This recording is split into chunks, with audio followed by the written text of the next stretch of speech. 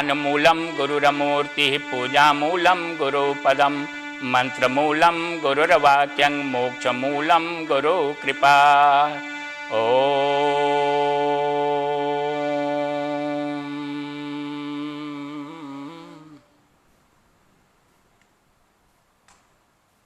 आप सब में विद्यमान परमात्मा को नमस्कार है। आज एक विशेष विषय पर हम लोग चर्चा करेंगे और विशेष करके भगवान शंकर की पूजा होती है।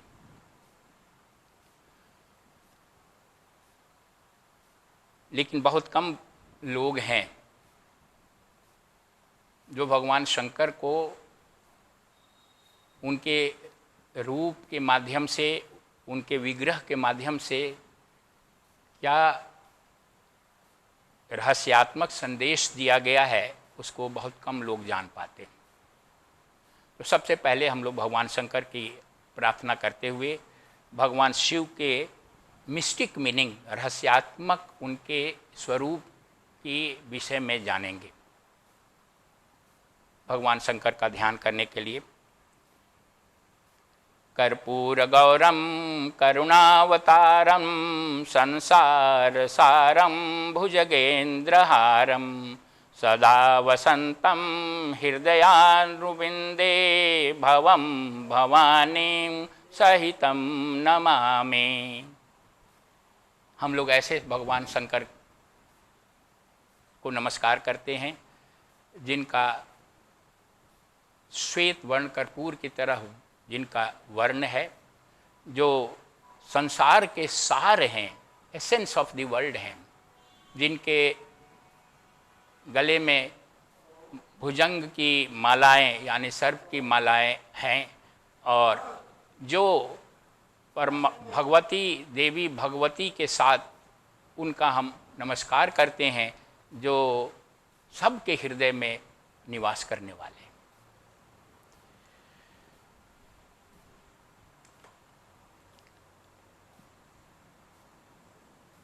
ईश्वर एक है, लेकिन हम लोग अपने अपनी मानसिक उन्नति, आध्यात्मिक शुद्धता और भक्ति के अनुसार हम लोग अनेक अलग रूप में देखते हैं। भगवान शिव जो हैं त्रिदेवों में से एक है। त्रिदेव, ट्रिनिटी, यानी ईश्वर के तीन रूप, परमात्मा परब्रह्म परमात्मा के तीन मुख्य रूप हैं। एक तो है जो सृष्टि करता है ब्रह्मा के रूप में, दूसरा रूप उनका है ईश्वर का, परमात्मा का, वो पालनकर्ता के रूप में है, विष्णु जिसे कहते हैं। और उसी परमात्मा का तीसरा रूप जो संहार कारक है वो शिव के रूप है। यानी मुख्य रूप से जो परमात्मा हैं वो सृष्टि करता है, पालन करता है और विध्वंस करता है। तो सृष्टिकर्ता करने वाले को ब्रह्मा जी कह दिया गया, पालन कर्ता को करने वाले को विष्णु कहा जाता है और संहारकर्ता को शिव के नाम से जाना जाता है। हिंदू परंपरा में संहार जो है वो कोई दुखद स्थिति नहीं है। संहार का मतलब नाश नहीं होता है, बल्कि सभी क्रिएशन का, जेनरेशन का, सृष्टि का आधार संहार है। संहार के अंदर ही रचना छुपी हुई है, विध्वंस के अंदर निर्माण छुपा हुआ है। इसलिए भगवान शिव को जो है वो सत्यम शिवम सुंदरम यानी कल्याणकारी माना गया है, सौंदर्यकारी माना गया है और सत्य स्वरूप माना गया है। ये सब के आधार हैं।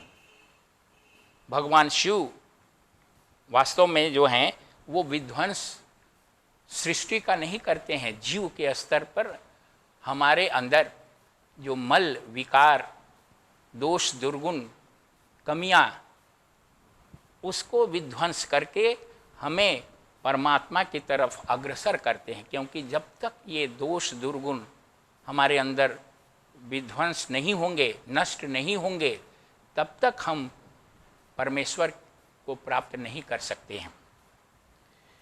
इसलिए मल, विकार और अविद्या को समाप्त करने वाले वो देव हैं, और बिना उनको समाप्त किए हम ब्रह्मांडीय चेतना का साक्षात्कार नहीं कर सकते।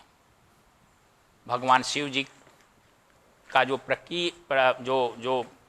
उनका रूप है, उसका एक मीनिंग है, उसका एक अर्थ है। मुख्य रूप से हम लोग क्या देखते हैं, शंकर भगवान का रूप कैसा है? उनकी बड़ी बड़ी जटाएं हैं। ये जटाएं जो हैं आध्यात्मिक क्षेत्र के परिचायक हैं, जो गहन है, जहाँ प्रवेश करना कठिन है। ज्ञान, वैराग्य और भक्ति के बगैर आध्यात्मिक क्षेत्र में प्रवेश नहीं किया जा सकता है। भगवान शिव की जो जटाएं हैं वो उसी रहस्यवादी आध्यात्मिक क्षेत्र के परिचायक हैं। भगवान शंकर के गले में सांप की माला है।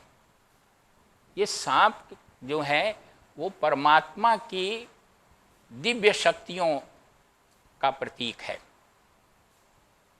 ईश्वर के अधीन में मानसिक शक्तियाँ जो हैं नियंत्रित होती हैं, उनके अधीन रहती हैं। जो गुप्त शक्तियाँ हैं, जो आध्यात्मिक साधक को जब वो स्वयं को विकास की एक विशेष स्थिति में ला देता है, तो उसे अपने इस गुह्य शक्तियों की, गुप्त शक्तियों की प्रतीति होती है, अनुभूति होती है। ये जो सर्प का माला है भगवान शिव के गले में, वो उन्हीं रहस्यवादी शक्तियों का प्रतीक है। उनके सिर पर चंद्रमा विराजमान है। पवित्र और शांत मन के परिचायक हैं चंद्रमा। साधक जो भी परमात्मा की तरफ बढ़ना चाहता है, उसे अपने मन को शांत और पवित्र करने की आवश्यकता होती है।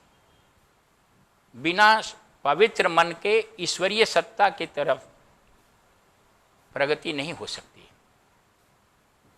उनकी जटाओं से गंगा प्रवाहित है, ऐसा भगवान शिव का रूप है, दिखाया हुआ है। गंगा जी का धारा जटाओं से निकल रही है।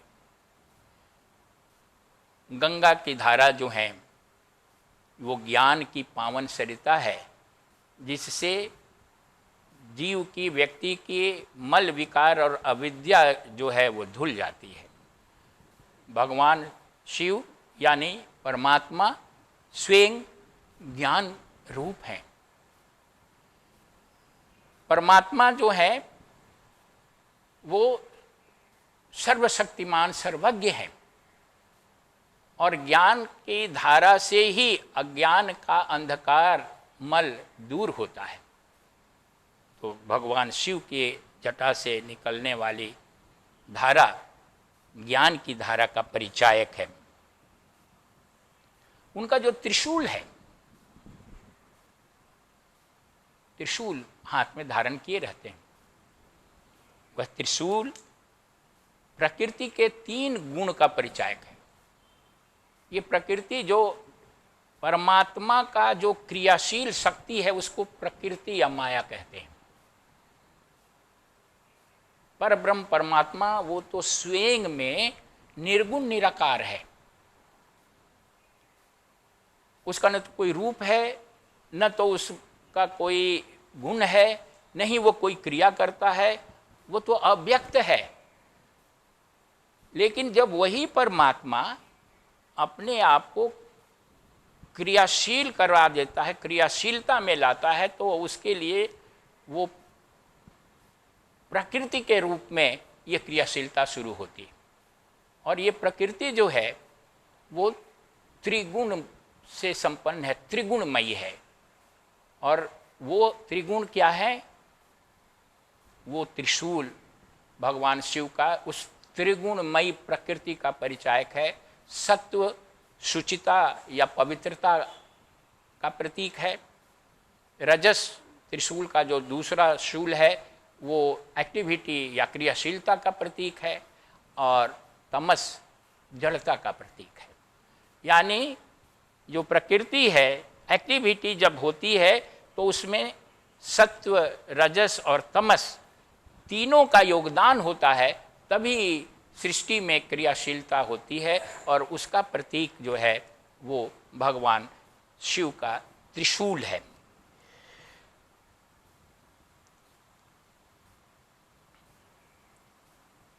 भगवान शिव, शिव का मतलब होता है मंगलकारी, वरदान देने वाले हैं, मंगलकारी हैं।